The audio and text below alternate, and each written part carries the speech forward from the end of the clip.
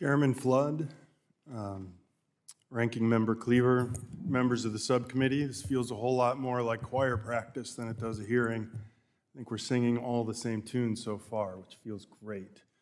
My name's David Lipsetz, President and CEO of the Housing Assistance Council, commonly referred to as HAC.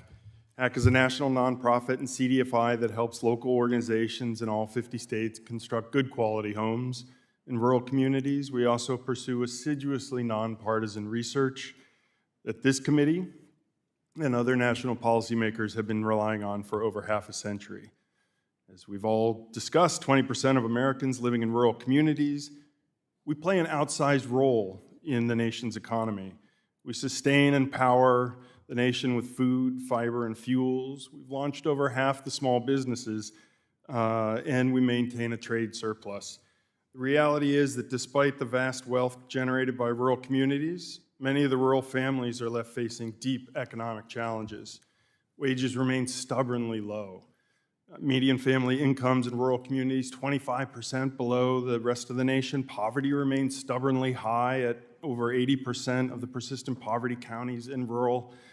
This reality is neither a recent, nor, I would suggest to you, an accidental trend. It's not just free market forces and individuals freely choosing where to live. Public policy has a very heavy hand in this reality. If you hear nothing else from me today, please know that there are economic, tax, and housing policies stripping many heartland rural communities of their economic engines, anchor institutions, and young people. The good news here, though, is that Congress can chart a new course, one in which rural communities are treated fairly by federal policy and programs that are already in place and that nearly all of us in this room support. These are things such as the mortgage interest deduction, Fannie and Freddie as GSEs, CRA, LIHTC, opportunity zones. All these things play positive roles in our housing finance system, and yet all have design elements that steer investment to the most overpriced suburban and urban markets in the nation while leaving most rural communities behind. These programs can be improved. They can make the cost of capital for housing preservation and production affordable in each of the markets where it's working and provide public and private sector capacity in the communities that need it most to prime the private market, put public funds to their highest and best use.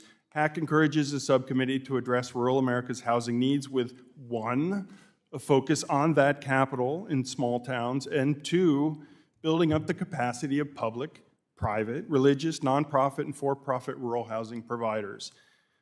Let me use the remainder of this time to focus on two issues. First, affordability is the greatest challenge in rural America. Wages have fallen far below the cost of housing. 5.6 million rural households can't afford the home they live in. This includes millions of homeowners facing mortgages and utility bills that eat up more than 30% of their income, and 44% of rural renters that can't afford their own rent. And if you aren't already aware, the affordability crisis has driven a 30% increase in rural homelessness over just the last 3 years. That is an unconscionable statistic. Thankfully, many members of this committee and across the House and Senate are supporting proposals that address the crisis, including many I see here today that support the Affordable Housing Tax Credit Improvement Act and its basis boost for LIHTC properties, the Neighborhood Homes Investment Act with a tax credit that drives private investment into housing production. It also closes the gap between the cost of construction and the lower appraised values of many rural homes. Secondly, bipartisan momentum exists for modernizing housing programs that are designed for rural America and USDA's Rural Housing Service. Housing champions in both chambers and on both sides of the aisle have assembled a package of common sense improvements using public-private partnerships, expanding the roles of CDFIs, and capacity building investments in local housing organizations. You can find many of these in the discussion drafts in Mr. Cleaver's bill. You will also note that they are supported bipartisan legislation on the Senate side by Senators Moran and Shaheen. And I really have to thank Mr. Cleaver and Mr. Nunn for continuing the work in this chamber that has been launched by Mr. Smith and Ms. Smith and Mr. Rounds on the Senate side in the Rural Housing Service Affordable Act. Central to these bills is the public investment we put into the 533,000 units of 515 housing, 350,000 remain. We have the power to save them. Let's decouple rental assistance. Once again, HAC appreciates the subcommittee's time, your attention to this topic. I'm looking forward to today's discussion.